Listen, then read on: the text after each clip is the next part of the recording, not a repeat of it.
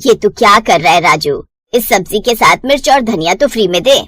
रोज आप एक ही सब्जी लेकर जाती हैं माता जी, और फ्री में बोल बोल कर उसके साथ मिर्च और धनिया तो हमेशा मुफ्त में ले जाती हैं। हाँ तो तेरा इसमें क्या घिस गया? अब 30 रुपए किलो घिया तुझसे ले रही हूँ तो थोड़ा मिर्च और धनिया तो मुफ्त में दे ही सकता है। न जाने 100 कंजूस मरे होंगे तब जाकर ये पैदा हुई होगी। गोमती देवी सब्जी लेकर घर आ गई। सुरभि बहू ये ले घिये की सब्जी बना देना, और हाँ सूखी मत बनाना, कम हो जाएगी, इसलिए उसमें पानी डालकर उसे रसेदार कर देना। घिये की सब्जी रसेदार? अरे हाँ बहुत ही बढ़िया बनती है, तुझे क्या पता। और सुन, उस सब्जी वाले से मुफ्त में ये धनिया और मिर्च भी लाई, और थोड़ा कल और परसों भी लाई थी। अब साथ में इसकी चटनी भी बना लियो, कभी सब्जी ना हो तो उसी में खा लेंगे।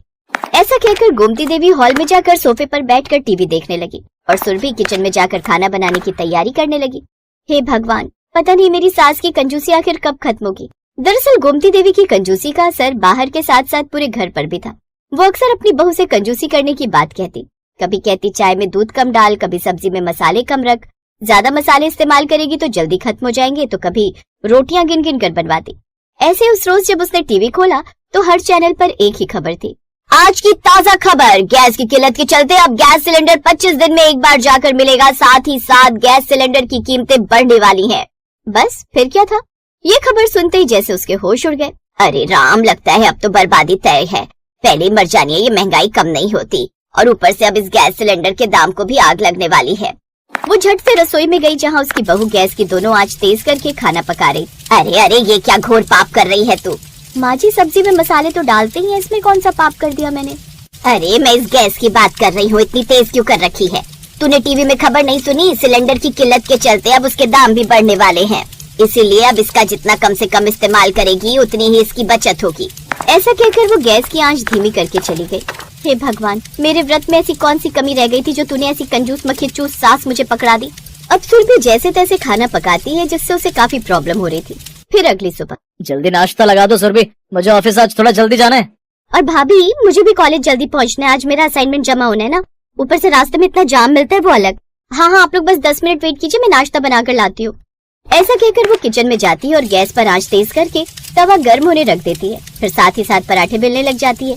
लेकिन तभी गोमती देवी मंदिर से आने के बाद पानी पीने के लिए रसोई में आती है तो तेज आंच देखकर फिर गुस्सा हो जाती है। सुरभि, मैंने तुझसे कहा था ना खाना धीमी आंच पर बनेगा, गैस बचानी है, तो फिर तूने फिर से गैस तेज कर दी। पर माँ जी, इसमें बहुत समय लग जाएगा और यहाँ सबको जल्दी है। अब समय लगे तो लगे, गैस नहीं बर्बाद होगी और ना ही पैसे खर्च होंगे, और मैं तेरी सासू जैसा कहती हूँ वैसा कर, समझी? सुरभि अब धीमी आंच पर पराठे बनाने लगती है, लेकिन इतनी कम आंच पर खाना बनाते बनाते उसे काफी समय लग जाता है। अरे यार सुरभि, कहाँ रह गई? मैंने कहा भी था मुझे देर हो रही है। और मुझे भी भाभी। हे भगवान, यहाँ तो सबको देर हो रही है और माँ जी ने ये अलग रूल पकड़ा दिया। अगर थोड़ी देर और हुई तो ये गुस्से में भूखे पेटी ऑफिस चले जाएंगे। यही सोचकर सुरभि तवे से पराठे उतार देती है और जल्दी जल्दी उन्हें परोसती है, जिस कारण वो ठीक से पके हुए नहीं थे। ये क्या है सुरभि, ये तो ठीक से पके नहीं है। वो आप लोगों को देर हो रही थी, इसलिए जल्दी बनाने के चक्कर में शायद थोड़े से कच्चे रह गए होंगे। अभी आप एडजस्ट कर लीजिए ना। अच्छा ठीक है भाभी, अभी तो हम खा लेते हैं, वैसे भी भूखे पेट जाने से अच्छा है कुछ तो खाकर जाए। उस रोज वो वही कच्चे पराठे खाकर चले गए, जिससे उनके पेट में दर्द होने लगा और दोनों शाम को पेट पकड़कर बैठ गए। भाभी, आपके कच्चे पराठे खाकर तो मेरा पेट ही दर्द हो गया। हाँ सुरभि, मैं तो खुद सारा दिन ऑफिस में पेट पकड़कर ही बैठा रहा। बहू, तू इतनी बड़ी हो गई लेकिन अभी तक तुझे पराठे बनाने नहीं आए। माँ जी, इसमें मेरी गलती नहीं है, आपने कहा था कम आंच पर पराठे बनाने को और इन सबको जल्दी थी, तो कम आंच पर अब ठीक से पराठे थोड़ी न सीख पाएंगे। हाँ, तेरी तो आदत हो गई है हर गलती मुझ पर थोपने की, लेकिन गैस बचानी है तो थोड़ा कॉम्प्रोमाइज तो करना ही पड़ेगा। अरे तो माँ, उसके लिए अब क्या हमें अपनी सेहत से खिलवाड़ करना पड़ेगा? और गैस की किल्लत तो न जाने कब तक रहेगी, तब तक क्या हम ऐसे खाना खाएंगे? अगर ऐसा खाना खाएंगे ना तो जल्दी ऊपर चले जाएंगे। चुप कर नालायक, शुभ शुभ बोलो। अच्छा ठीक है, मैं कुछ करती हूँ। फिर अगले दिन गोमती देवी कबाड़ी वाले से एक पुराना स्टोव उठा लाई। अब देख बहू, अब तो गैस भी बचेगी और खाना भी बनेगा। पर माँ जी, ये स्टोव तो बहुत पुराना है। ले, तू तो कोई भी काम शुरू करने से पहले ही हाथ खड़े कर देती है। अरे एक बार कोशिश तो कर। और सुन, साथ में ये मिट्टी का तेल भी लाई हूँ, बड़ा महंगा है ये भी, इसलिए जरा सोच समझ कर इस्तेमाल करना। लेकिन स्टोव आने से तो अब सुरभि की समस्या और भी बढ़ गई, क्योंकि उसे स्टोव जलाने में काफी समय भी लग गया और ऊपर से घर में धुआं धुआं भी भर गया, जिससे सबको खांसी उठने लगी। ये घर है या धुआं घर? पूरे घर में धुआं भर गया है। हाँ माँ जी, इससे तो कितना धुआं हो गया है। रसोई में बैठना भी मुश्किल हो रहा है। अरे अभी नया नया बनाना शुरू किया है ना तूने स्टोव में, इसीलिए ऐसा लग रहा है। लेकिन 1-2 दिन में इन सब की आदत हो जाएगी सबको। ऐसे कुछ दिन बीत गए, फिर एक दिन। बस अब और नहीं सहा जाता, कुछ करना होगा। लगता है माँ जी को उनकी भाषा में समझाना पड़ेगा। ठीक है, तो मैं भी इसके लिए तैयार हूँ। फिर अगली सुबह सुरभि बिल्कुल शांत थी, न कोई शिकायत न कोई बहाना। क्या बात है बहू, रोज तो तू मुझे इस स्टोव की परेशानियां गिनाती रहती थी, लेकिन आज तो बड़ी शांत है। सब ठीक तो है ना? माँ जी, अब मैंने आपकी बात मान ली है, अब मैं भी बचत सीख गई हूँ। अरे वाह, ये तो बड़ी अच्छी बात है। चलो इसी बहाने बहू लाइन पर आ गई। बहू अब जल्दी से चाय बना दे। सुबह सुबह बिना चाय के तो दिन ही शुरू नहीं होता, और आज सबकी छुट्टी भी है, तो साथ में बैठकर चाय पियेंगे। लेकिन गोमती देवी ये नहीं जानती थी कि उसकी बहू उसे ही लाइन पर लाने वाली है। कुछ देर बाद सुरभि चाय बनाकर तो ले आई, लेकिन उसमें पत्ती ना के बराबर दूध, नाम मात्र चीनी गिनकर 10 दाने ही डाले। उस चाय को देखते ही सबका मुंह बन गया। भाभी, ये चाय है या गर्म पानी? वो क्या है ना, हम बचत कर रहे हैं ना, बचत करना तो जरूरी है। क्यों माँ जी? ये मजाक नहीं है, अब हम सब माँ जी के नियम मानेंगे। हाँ, तो इसमें बुराई क्या है? अच्छा, मैं नहाने जा रही हूँ बहू, तू नाश्ता बनाने की तैयारी कर ले। ऐसा कहकर गोमती देवी बाथरूम में नहाने चली गई और कुछ देर बाद गुस्से में बाहर आई। बहू, बहू, ये मेरे बाथरूम से साबुन कहाँ गया, और मिट्टी किसने रखी साबुनदानी में? मैंने माँ जी। वो क्या है ना, हम रोज रोज नहाते हैं तो साबुन खर्च होता है, इसीलिए मैंने सोचा कि छत पर पड़ी गमलों की मिट्टी कब काम आएगी। पहले के जमाने में जब साबुन नहीं होता था तो लोग मिट्टी से रगड़ कर ही तो नहाते थे ना, तो अब क्या बुराई है? ऐसा कहकर वो बाहर चली गई और उसकी सास उसे देखती रह गई। इसके बाद बारी आई नाश्ते की। सुरभि ने सबके लिए आलू के पराठे बनाए, लेकिन ना तो उसमें नमक डाला और ना ही मिर्च। साथ ही उसे स्टोव की धीमी आंच पर पकाने लगी, जिसे पकाने में ही उसने दिन के 12 बजा दिए। ओफो, एक दिन छुट्टी होती है लेकिन उसमें नाश्ता मिलते मिलते सुबह से दिन हो गया। हाँ सुरभि, अब तो ऐसा करो, दिन का खाना रहने देना, क्योंकि यही अब दोनों वक्त का खाना हो गया ना। अब माँ जी ने कहा है धीमी आंच पर पकाने को, ऊपर से कच्चे भी नहीं छोड़ सकती, नहीं तो आप लोगों के पेट में दर्द हो जाएगा, इसीलिए समय लग गया। और ये बात आपने सही कही, सुबह और दिन का खाना एक ही बार खाओ, इससे गैस भी बचेगी, स्टोव का तेल भी खर्च नहीं होगा, और तो और राशन भी बचेगा। फिर दिन के वक्त जब सब रेस्ट करने कमरे में गए तो सुरभि ने घर की लाइट बंद कर दी। अरे ये पंखा क्यों बंद हो गया? एक तो वैसे इतनी गर्मी है। सूरज जरा देख तो लाइट गई क्या? अरे नहीं माँ जी, ये लाइट तो मैंने बंद की है, इससे बिजली बचेगी और बिल कम आएगा। इन सब से परेशान होकर गोमती देवी ने कहा, मेरी माँ आखिर तू चाहती क्या है? यही कि आप भी अपनी कंजूसी की आदत छोड़ दें, नहीं तो रोज ऐसी जिंदगी जीने के लिए तैयार रहिए। नहीं नहीं नहीं नहीं नहीं, मुझे ऐसी जिंदगी नहीं जीने बहू। मुझे समझ आ गया कि तू मुझे क्या समझाना चाहती थी। अब से मैं ये अपनी कंजूसी की आदत बदल दूंगी। ये सुनकर सुरभि, सूरज और अमीशा मुस्कुरा पड़े, और उस दिन के बाद गोमती देवी ने अपनी ये कंजूसी की आदत छोड़ दी, जिससे अब सुरभि को भी आराम था। कभी कभी जरूरत से ज्यादा कंजूसी भी नुकसान करती है। घर चलाने में संतुलन सबसे जरूरी है, और कभी कभी सबक सिखाने के लिए। नंदिता पहली बार शादी के बाद अपने ससुराल पहुंची। आज मेरी पहली रसोई है, इसलिए मैं अपने ससुराल वालों को मसालेदार फ्राइड राइस बनाकर खिलाती हूँ कि तभी उसकी ननद पिंकी वहाँ पर आ गई। खबरदार भाभी, जो आपने इस मिक्सी को हाथ भी लगाया तो। ये मिक्सी मुझे मेरी बहुत ही खास दोस्त ने गिफ्ट की थी, इसे मेरे अलावा कोई नहीं छू सकता। अरे तो इसमें इतना गुस्सा होने वाली कौन सी बात है ननद जी, मैं मसाला अपने हाथों से ही बना लूंगी। Very good. इतना बोलकर पिंकी वहाँ से चली गई। उसके बाद नंदिता सिलबट्टे पर अपने हाथों से ही मसाला पीसने लगी। ये देखकर थोड़ी देर में पिंकी की हमशक्ल बहन रिंकी वहाँ पर आ गई। अरे भाभी, आज के जमाने में आप अपने हाथों से ही मसाला पीस रही हो, सामने मिक्सी रखी, उसे यूज कर लो।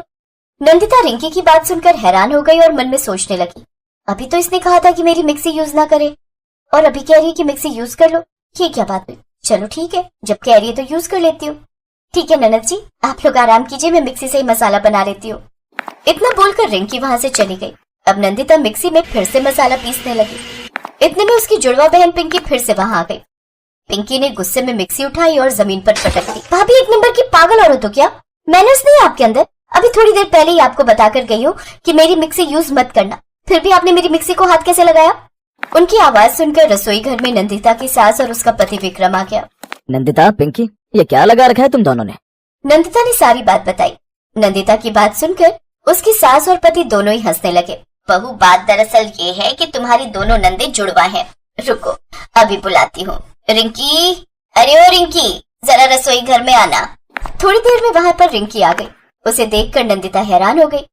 अच्छा, तो ये बात है, सारा कंफ्यूजन इसी वजह से हुआ है। ठीक है, मैं अपने हाथों से ही मसाले बना लूंगी। पिंकी गुस्से में वहाँ से चली गई। खैर, रात में सुहागरात के बाद दोनों सो गए। सुबह नंदिता जल्दी से उठ गई और सबके लिए चाय बनाने लगी। तभी वहाँ पर रिंकी आ गई। भाभी, मैंने सुना है कि आप इलायची वाली चाय बहुत अच्छी बनाते हो। हाँ रिंकी, लोग तो ऐसा ही कहते हैं। अरे भाभी, आपने मुझे कैसे पहचान लिया कि मैं रिंकी हूँ? तुम्हारी बातों से रिंकी, तुम बहुत ही नम्र मिजाज की हो। वहीं तुम्हारी हमशक्ल बहन पिंकी, उसके अंदर गर्मी भरी रहती है। इतने में नंदिता की ननद ने चाय का कप उठाया और गुस्से में जमीन पर पटक दिया। भाभी, मैं रिंकी नहीं पिंकी हूँ। मैं तो बस आपके सामने रिंकी बनने का नाटक कर रही थी, ताकि पता तो चले कि आप मेरे बारे में क्या ख्यालात रखती हैं। कि तभी वहां पर रिंकी भी आ गई। पिंकी, हमारी नई नई भाभी आई है। जब देखो तू बर्तन ही तोड़ा करती है। तू शायद भूल गई, हम दोनों ने मिलकर ये रसोई बनाई थी, और इतनी खूबसूरत रसोई घर को तो यूं ही बर्बाद कर रही है। देखिए, आप दोनों की लड़ाई की वजह सिर्फ मैं हूँ। आप दोनों बाहर जाइए, मैं ये सारा कचरा साफ कर देती हूँ और फिर आप लोग के लिए चाय बनाकर लाती हूँ। सुबह सुबह लड़ना अच्छी बात नहीं होती। पिंकी और रिंकी बिना कुछ बोले वहां से चली गई। नंदिता को लगा कि वो उन्हें समझाने में कामयाब रही, लेकिन ऐसा हुआ नहीं। दोनों बाहर जाकर एक दूसरे के बाल नोचने लगी। वहीं उन्हें लड़ता देख विक्रम और उसकी माँ आ गए। पिंकी, रिंकी, कम से कम अब तो बच्चों की तरह लड़ना बंद कर दो। हमारी नई नई बहू आई है, वो क्या सोचेगी तुम दोनों के बारे में? मुझे पता है कि आप दोनों सिर्फ मुझे ही डांट रहे हो, रिंकी को तो डांटोगे नहीं। चुप, अब कुछ भी नहीं बोलोगे तुम दोनों। मैंने बोला अंदर जाओ तो अंदर जाओ। दोनों बहनें मुंह लटकाकर चुपचाप कमरे के अंदर चली गई। अब ये रोज का काम हो गया था। अपनी रसोई को लेकर दोनों ही हमशक्ल बहनें लड़ती रहती थी। अपनी बहनों की वजह से विक्रम बहुत परेशान रहता था। परेशानी होने वाली कोई बात नहीं है, मुझे अच्छी तरह से पता है आप क्यों परेशान है। मुझे समझ में नहीं आता कि इन दोनों का क्या करूं मैं। बहनें होकर आपस में ऐसे लड़ती हैं जैसे एक दूसरे की दुश्मन हो। रिंकी बेचारी सीधी है, उसे सारा काम भी आता है, लेकिन पिंकी, इसे तो कुछ भी नहीं आता, फिर भी लड़ती रहती है। पता नहीं इससे शादी कौन करेगा। शादी से याद आया, अब उन दोनों की शादी की उम्र तो हो ही गई है।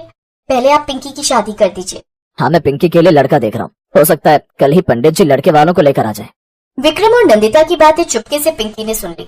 अब पिंकी मन ही मन सोचने लगी, आज भैया मुझ पर बहुत गुस्सा हुए थे। अगर मेरी वजह से मेरी शादी ना हुई तो भैया और माँ बहुत परेशान होंगे।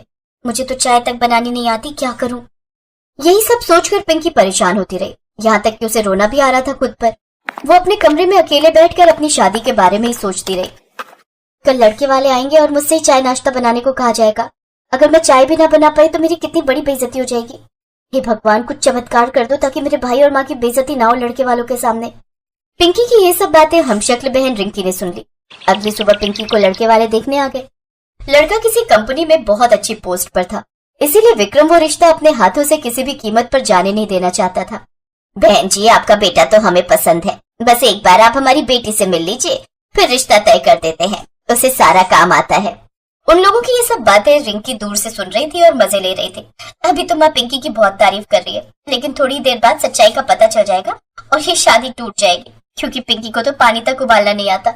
तभी रिंकी के पास उसकी भाभी नंदिता आ गई। रिंकी, मुझे तुमसे ऐसी उम्मीद बिल्कुल नहीं थी। तुम अपनी बहन के बारे में ऐसा सोचती हो?